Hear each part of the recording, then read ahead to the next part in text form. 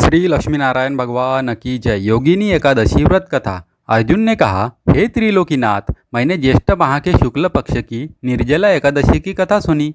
अब आप कृपा करके आषाढ़ माह के कृष्ण पक्ष की एकादशी की कथा सुनाइए। इस एकादशी का नाम तथा महात्मा क्या है, सो अब मुझे विस्तार पूर्वक बताए। श्री कृष्ण ने कहा, हे पांडुपुत्र, आषाढ़ माह के कृष्ण पक्ष की एकादशी का नाम योगिनी एकादशी है। इसके व्रत से सभी पाप नष्ट हो जाते हैं। यह व्रत यह लोक में भोग तथा परलोक में मुक्ति देने वाला है। हे अर्जुन, यह एकादशी तीनों लोकों में प्रसिद्ध है। इसके व्रत से सभी पाप नष्ट हो जाते हैं। तुम्हें मैं पुराण में कही हुई कथा सुनाता हूँ, ध्यानपूर्वक श्रवण करो।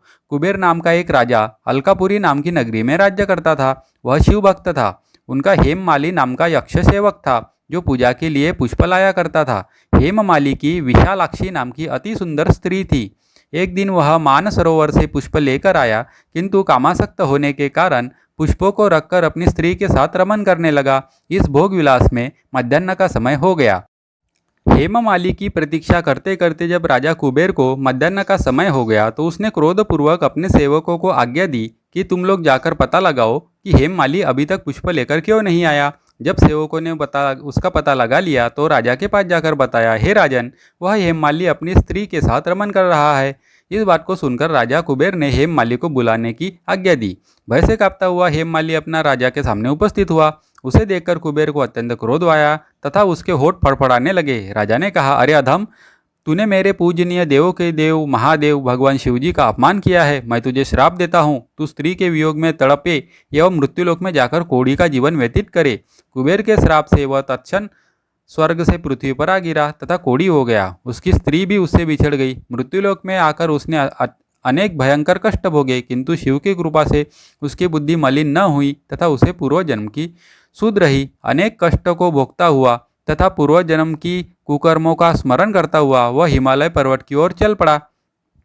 चलते चलते वह मार्कंडेय ऋषि के आश्रम में जा पहुंचा। वह ऋषि अत्यंत वृद्ध तपस्वी थे। वह दूसरे ब्रह्मा के समान प्रतीत हो रहे थे तथा उनका वह आश्रम ब्रह्मा की सभा के समान शोभा दे रहा था।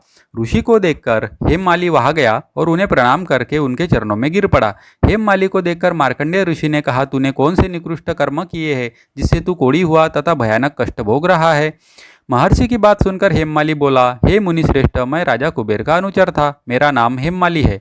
मैं प्रतिदिन मानसरोवर से पुष्प लाकर शिवजी की पूजा के समय कुबेर महाराज को दिया करता था। एक दिन पत्नी सहवास के सुख में फंस जाने के कारण मुझे समय का ज्ञान नहीं रहा तथा मध्याह्न तक पुष्प न पहुंच सका।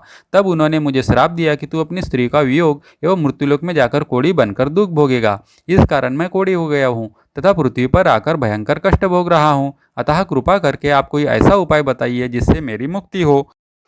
मार्कंडेय ऋषि ने कहा, हे हेममाली, तूने मेरे सन्मुख सत्य वचन कहे हैं, इसलिए मैं तेरे उद्धार के लिए एक व्रत बताता हूँ। यदि तू आषाढ़ माह के कृष्ण पक्ष की योगिनी नामक एकादशी का विधान पूर्वक व्रत करेगा तो तेरे सभी पाप नष्ट हो जाएंगे। महर्षि के वचन सुनकर हेममाली अत्यंत प्रसन्न हुआ तथा उनके चरणों के वचनों के अनुसार योगिनी एकादशी का विधि पूर्वक व्रत करने लगा। इस व्रत के प्रभाव से अपने पुराने स्वरूप में आ गया तथा अपनी स्त्री के साथ सुखपूर्वक रहने लगा। हे राजन, इस योगिनी एकादशी की कथा का फल 88 सहस्त्र ब्राह्मणों को भोजन कराने के समान है। इसके व्रत से सभी पाप नष्ट हो जाते हैं तथा अंत में मोक्ष प्राप्त करके प्राणी स्वर्ग का अधिकारी बनता है। कथा का सार, मनुष्य को पूजा आदि धर्म में आलस्य या प्रमाद नहीं करना चाहिए, अपितु मन को संयम में रखकर सदैव भगवान की सेवा में तत्पर रहना चाहिए। जय श्री हरि। बेटा, क्या तुम संसार में बुरी तरह से फंस चुके हो? संकट से बाहर निकलने का कोई भी रास्ता नजर नहीं आ रहा? तो अपनी सारी समस्याएं, सारे कष्ट मुझे दे दो। मैं तुम्हें इस संकट से पार करा दूंगा। बस तुम मेरी एक बात मान लो, इस सनातन भक्ति रस चैनल को सब्सक्राइब कर दो और वीडियो को लाइक करके कमेंट में जय सनातन लिख देना और वीडियो को अपने धर्म में आस्था रखने वाले लोगों को शेयर जरूर करना।